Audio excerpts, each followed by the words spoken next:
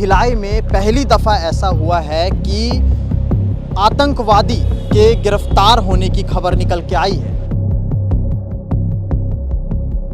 उसका एक आरोपी भिलाई आया हुआ था, तो एटीएस की टीम आई हुई थी। जो छत्तीसगढ़ के भिलाई में पहली दफ़ा ऐसा हुआ है कि आतंकवादी के गिरफ्तार होने की खबर निकल के आई है।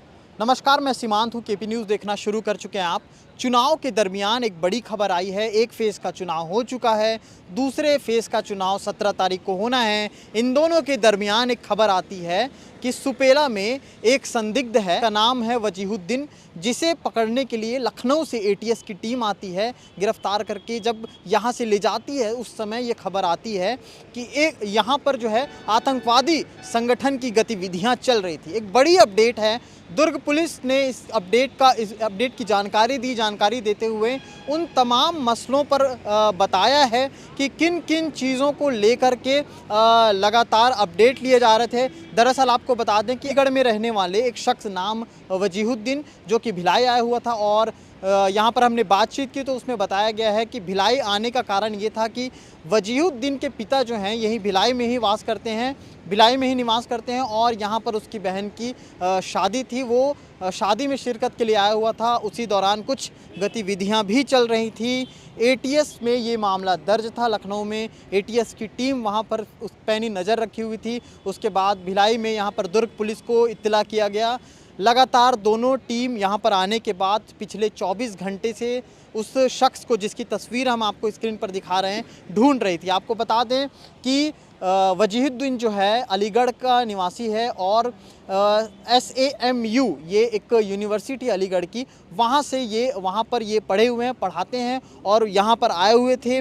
आने के बाद जो पुराना मामला दर्ज था, उसके दरमियान ये सारी चीज़ों का खुलासा हुआ है। अपने आप में एक बड़ी खबर है कि अब तक जिस छत्तीसगढ़ में आपने नक्सलियों से जुड़े मामले सुने होंगे, अब एक बड़ा मामला आया है जिसमें आतंकवादी संगठन के एक्टिविटी का ये जो है देखा जा रहा है मामला। और एक बड़ा मामला इसलिए भी है क्योंकि चुनाव है। चुनाव के दरमियान इस तरह की हरकतें, आचार संहिता लगा हुआ है। लगातार पुलिस हर चौक चौराहों से लेकर के हर बॉर्डर पे पैनी नज़र रखी हुई है। उसके बावजूद भी ये स्थिति बनी है। तो ये एक बड़ी खबर है। इस पे CSP से हमने बात करने की कोशिश की। उन्होंने अपने बयान में क्या कुछ कहा है, आपको स्क्रीन पर दिखाते हैं। एटीएस लखनऊ ने एक अपराध कायम किया हुआ है, जिनका अपराध क्रमांक 13/23 है, जो विधि विरुद्ध क्रियाकलाप अधिनियम 1967 की धारा 13, 18, 18B व 38 के तहत पंजीबद्ध था। उसका एक आरोपी भिलाई आया हुआ था। तो एटीएस की टीम आई हुई थी, जो 2-3 दिन से भिलाई में थी। भिलाई पुलिस, दुर्ग पुलिस, वरिष्ठ अधिकारियों के निर्देशानुसार व एटीएस की टीम दोनों मिलकर लगभग 24 घंटे से हम लोग उसको वॉच कर रहे थे, आरोपी को। फिर आरोपी को कल पकड़ा गया है और आज माननीय न्यायालय लखनऊ में पेश किया गया है। कब से सर्च जारी था सर? कब से सूचना थी दुर्ग पुलिस को? एटीएस की टीम आई। एटीएस की टीम ने बताया वरिष्ठ अधिकारियों को, उनके निर्देशानुसार लगभग 2 दिन से हम लोग उसके सर्च कर रहे थे, और कल सफलतापूर्वक पकड़ने में हमको सफलता प्राप्त हुई। सर, दुर्ग पुलिस इसको किस तरह से देखती है? चूंकि ISI के लोग यहाँ पकड़ा रहे हैं भिलाई में, दुर्ग में चुनाव आचार संहिता लगा हुआ है, चुनाव दूसरे फेज का बचा हुआ है, किस तरह से देखती है दुर्ग पुलिस इसको? बेसिकली हम ये कह सकते हैं कि ये मूलतः काम अलीगढ़ में करता था। अलीगढ़ में ही नौकरी एक एडहॉक में कर रहा था, वहीं का रहने वाला था। बीच बीच में इसके परिजन भिलाई में रहते थे, तो ये आया हुआ था। अभी हाल ही में इनके परिवार के किसी सिस्टर की शादी थी, उस सिलसिले से ये आया हुआ था। तो जब एटीएस लखनऊ को पता चला, वो उसके लोकेशन के आधार पर यहाँ आए हैं, और इस पर हम लोगों ने उनके साथ मिलकर संयुक्त रूप से कार्रवाई की है। और सर, आखिरी सवाल, कुछ और भी चीज़ें हैं जो संदिग्ध चीज़ें जो बरामद हुई है उसके साथ? उनके घर की सर्च की गई है। उससे लैपटॉप, मोबाइल, ये सब एटीएस की टीम ने लेके अपने साथ गए हुए हैं, और उनका बाकी उसके डिटेल के बारे में जांच वो कर रहे हैं। बताया जिस तरह से CSP ने बताया कि अलीगढ़ में पुराने मामले दर्ज थे।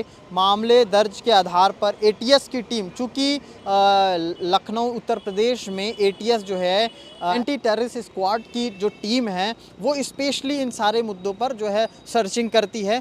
तो जब ये मामला आया तो उसके बाद खोजबीन जारी थी। खोजबीन के दौरान इनपुट मिलता है कि वजीहुद्दीन जो है भिलाई में स्मृति नगर में मौजूद है। सुपेला पुलिस को इत्तला किया जाता है। दुर्ग पुलिस से साझेदारी के साथ यहाँ पर टीम पहुँचती है। उसके बाद ये गिरफ्तारी होती है। तो ये बड़ा अपडेट है भिलाई से अब तक का, क्योंकि अब इससे पहले ऐसी कोई घटना ऐसी कोई एक्टिविटी भिलाई में नहीं हुई थी। ये भी बताया जा रहा था कि वजीहुद्दीन जो है अलीगढ़ में रहते हुए ही उन तमाम लोगों के संपर्क में आ गया था जो आईएसआईएस के तौर तरीक़ों को वहाँ पर जो नए युवक हैं, जो नए लोग हैं, उनके दिमाग में डालते थे, उनकी विचारधारा से उनको अवगत कराते थे।